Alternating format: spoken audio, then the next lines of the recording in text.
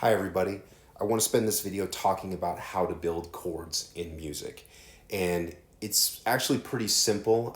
It of course gets a little bit more complicated, but the basic idea is you're going to stack notes together in groups and you're going to stack them in thirds.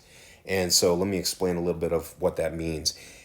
If I write out a group of natural notes, and I'll start on the note C, I'm going to give you a C major scale. I'll talk about that in another video, but C, D, E, F, G, A, B, C. Okay, these are natural notes, white keys of the piano, and it does in fact spell a major scale, a C major scale.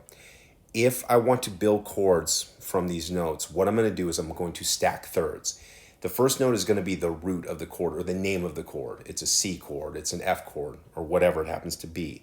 And if I wanted to build a C chord, what I would do is I would start on the note C, and then I would move up the interval of a third, which would be an E, and then another third to a G. Let me talk a little bit about the intervals. If you're not familiar with intervals, it's just the distance between notes. And there's different types of intervals. They could be major, minor, augmented, diminished. Those are the four types, main types. And when you start on the note C, if you move up to a D, that is going to be the interval of a second. Okay, basically because the notes are right next to each other, C up to D, right? The letter names are adjacent. You can think of it that way. And that's always true for a second. The letter names in the alphabet are going to be adjacent, right next to each other.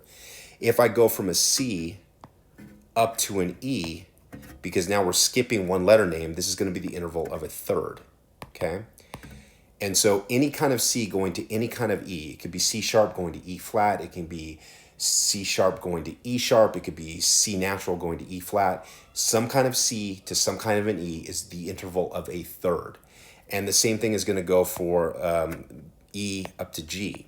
E up to G is a third, again, because we're skipping one of the letter names.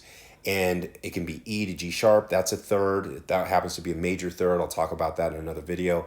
E to G natural, that would also, what you have here, that's a minor third. But some kind of an E to some kind of a G, that is a third. So when you start talking about building chords, what you're doing is you're stacking thirds.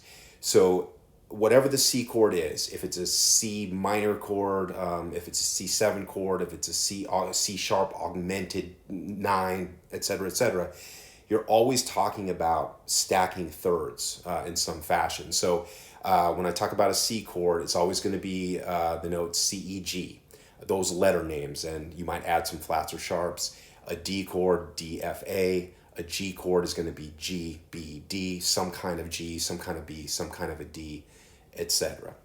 So I hope that makes sense. Play around with that a little bit. Feel free to leave me a comment, and I'll see you next time.